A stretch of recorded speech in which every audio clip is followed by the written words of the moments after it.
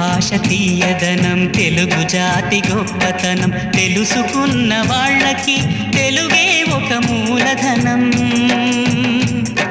తల్లి తండ్రి నేర్పినట్టి మాతృభాషరా, తెలుగు మరచిపోతే వాళ్ళని నువ్వు మరచినట్టురా, ఇది మరువబోకురా. తెలుగు భాష తీయదనం, తెలుగు జాతి గొప్పతనం తెలుసుకున్న వాళ్ళకి తెలుగే ఒక